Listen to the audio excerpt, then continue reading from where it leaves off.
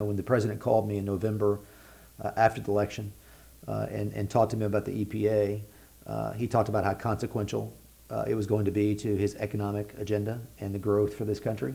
My primary reason in going was to right-size the agency. It's not radical to make an agency do what the statute requires. There's nothing in the Clean Air Act, there's nothing in the Clean Water Act, there's nothing in those statutes that say go out and punish the energy industry, or go out and punish the ag sector through Wires of the United States rule and the rest. But that's what was happening. President Trump, charged me with the responsibility of reining in this radical, out of control agency that had declared war on many sectors of our economy, and we did just that.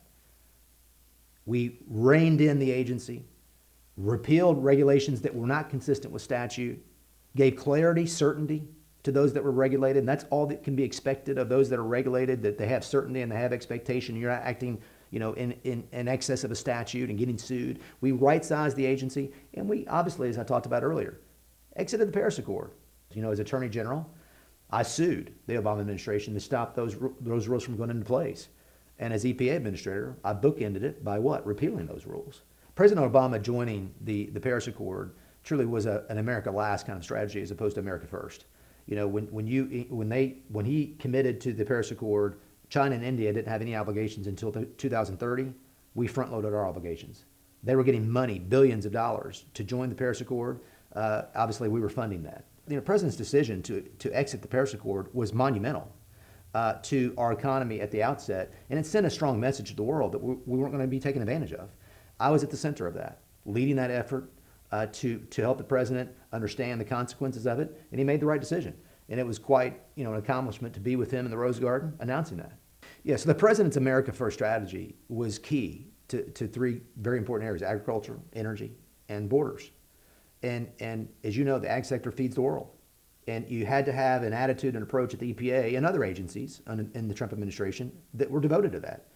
Energy independence to the world, it's not just about what you pay at the gas pump domestically. It's a geopolitical issue globally. To the degree that we are strong in exporting our energy to the world, it weakens Russia. It weakens others that don't share our interest. And when you think about borders, obviously, America First meant that we want to preserve our borders, make sure that law and order were applied at the borders, and that we didn't have individuals coming into this country that were here to take as opposed to give.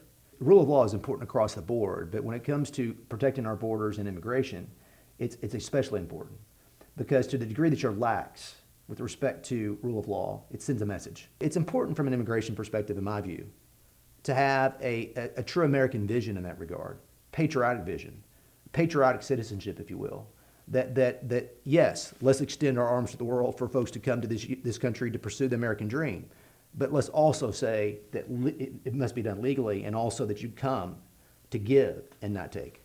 Pro-life principles, Justice Blackmun got it wrong in 1973, primarily because when he asked the question, is the unborn child a person? He answered wrongly.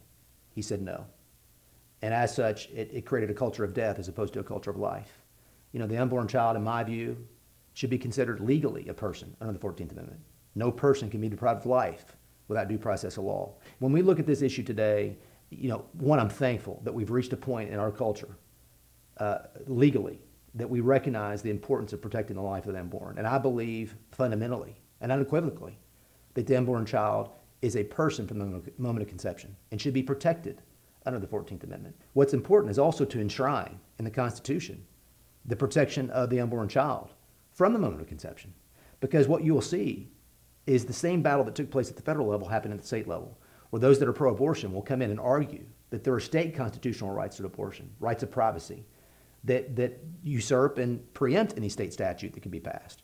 And so it's important to engage in the right battle at the state level, and that's protecting the life of the unborn from the moment of conception, personhood status, under the state constitutions, to preserve this victory that's going to occur. We live with managed liberty today. You take our fundamental liberties that we have under the First Amendment, free exercise of religion, free speech. Do we really have that in the way that the founders intended at the outset? And I think the answer is no. We have managed liberty. Our speech is being regulated by big tech and the government. Government can't restrict your speech or my speech based upon content. Neither should big tech. They shouldn't be able to regulate political speech at the behest of the federal government. And that's what's happening. It's also how we do business as a country. I mean, we have a right of self-governance. I mean, the founders talked about that we were going to govern ourselves, and that our elected leaders were there to what? Carry that out on our behalf. But today, they don't make decisions. The legislative branch in Washington is entirely dysfunctional.